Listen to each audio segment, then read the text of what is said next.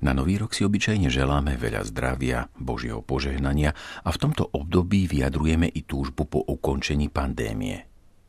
Pri želaní obyčajne myslíme na fyzické zdravie, ale i psychické a duchovné zdravie je pre náš život potrebné. Hlavne v uplynulých mesiacoch sme mohli počuť hlasy psychológov, ktorí upozorňovali na negatívne účinky pandémie. Chýbajúce osobné kontakty, obmedzený sociálny rozmer života a prílišná uzavretosť môžu mať negatívny dopad na psychickú, duševnú rovnováhu. Aký dôsledok však prináša pandémia na naše duchovné zdravie? Podľa niektorých autorov vytvára ideálne podmienky na jeho ozdravenie. Samota, izolovanosť, obmedzené množstvo externých podnetov boli vždy dobrými podmienkami na pohľad do vlastného vnútra a na ozdravenie duchovného života. Skúsme si bližšie všimnúť 3 roviny duchovného zdravia. Prvou rovinou je naša viera.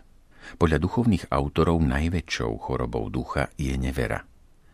Nevedeli si predstaviť človeka, ktorý môže ignorovať, popierať, nepočítať s Bohom vo svojom živote.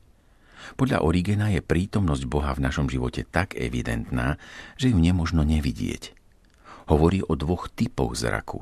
Jedným zrakom človek vníma Božiu prítomnosť a zakusuje závislosť na ňom. Uvedomuje si, že nie je pánom životných udalostí a ani jeho vlastný život mu celkom nepatrí. Ľahko môže oň prísť i napriek svojej vôli. Je tu niekto iný, ktorý rozhoduje. Život je plný udalostí, ktoré nás presahujú a ktoré jednoducho nemáme plne v rukách, ako napríklad aktuálna pandémia. Tieto skutočnosti vidíme podľa Origéna prvým zrakom. Druhý zrak je zmyslový, o ktorom hovorí kniha Genesis a ktorý bol bezprostredným dôsledkom hriechu prarodičov. Otvorili sa im oči a spoznali, že sú nahí. Tento zrak túži po zmyslovom zážitku a oslabuje či priam ničí pohľad na Boha. Takmer automaticky zaslepuje oči srdca a oči viery, ale vyvoláva telesné túžby. Svätý Bazil Veľký bol presvedčený o tom, že neskrotené telesné túžby sú prejavom chorej duše. Tieto túžby sa prejavujú rôznymi spôsobmi, ale všetky oslabujú túžbu po Bohu. Svätý Pavol v liste Rimanom o ľuďoch takejto túžby píše: stratili sa vo svojich myšlienkach a ich nerozumné srdce sa zatemnilo. Hovorili, že sú múdri a stali sa hlupákmi. Slávu nesmrteľného Boha zamenili za podoby zobrazujúce smrteľného človeka, vtáky, štvornožce a plazy. Pravá viera je prvá rovina duchovného zdravia, ktorú si v týchto dňoch môžeme obnoviť. Druhou rovinou je naše srdce. Ide o očistenie nášho srdca. Podľa Evangelia sa v našom vnútri ukrývajú sklony, ako je zmyselnosť, lakomosť, hnev, smútok, lenivosť, namyslenosť a pýcha. Tieto niekedy na základe vonkajších podnetov s prekvapujúcou intenzitou vyrazia na povrch a vtedy nás samotných prekvapia. Ako takýmto prekvapeniam predchádzať? Evagrius odporúča započúvať sa v tichu a samote do nášho vlastného vnútra a preskúmať hnutia nášho srdca. Takéto počúvanie vlastného srdca bolo každodennou súčasťou duchovného života obyčajne na konci dňa a svätý Ignác ho nazýva spytovaním svedomia.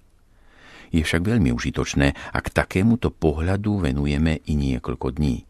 Pod nánosom bežných reakcií sa neraz ukrývajú stopy nečnosti, hriechov a zlých návykov. Evagrius je prekvapený, koľko vášne a telesných potešení sa skrýva za našimi túžbami. Hovorí, že prirodzenú túžbu po Bohu človek zamenil za túžbu po príjemnostiach, ktoré sa stali súčasťou jeho života.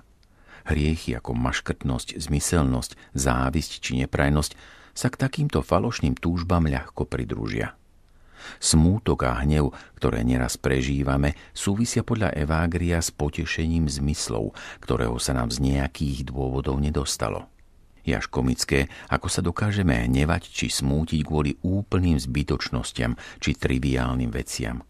Obdobie pandémie nám znemožnilo niektoré potešenia zmyslov, ale upozorňuje nás na to, čo skutočne človek potrebuje k životu a čo jeho život zbytočne odvádza iným smerom.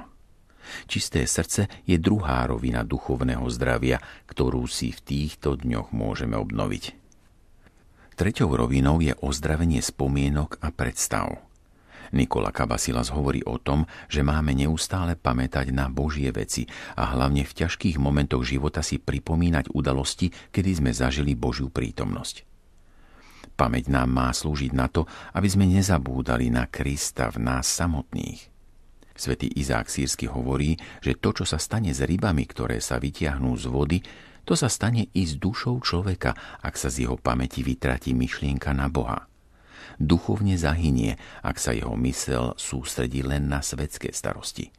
Upozorňuje i na náš svet obrazov a vizuálnych vnemov. Hovorí, že človek, ktorý je posadnutý túžbou všetko vidieť a všade byť, zaplní svoju mysel do takej miery, že sa tam myšlienka na Boha jednoducho nezmestí. Je to ako keď maliar namaluje na obraz veľké množstvo postav či predmetov, ktoré však navzájom nejako nesúvisia. Obraz je plný, ale vytratila sa myšlienka a jeho zmysel. Nikomu nič nepovie. Duchovní otcovia sú presvedčení o tom, že všetky obrazy a predstavy, ktoré uchovávame v pamäti, neraz zneužije zlý duch na to, aby v nás vzbudil vášne. Do našej pamäti sme totiž v minulosti vpustili obrazy a fantázie, na ktoré si občas spomenieme a ktoré nepriateľ našej duše zneužije proti nám. Očistenie spomienok a predstav je teda tretia rovina duchovného zdravia, ktorú si v týchto dňoch môžeme obnoviť. Milí priatelia, novoročné želanie zdravia by malo zahŕňať fyzické, psychické, ale i duchovné zdravie. Toto si vyžaduje poznanie vlastného srdca. Ticho, samota a istá izolácia od externých činností, ku ktorým sme v týchto týždňoch donútení pandémiou, nám k tomuto duchovnému zdraviu môže pomôcť.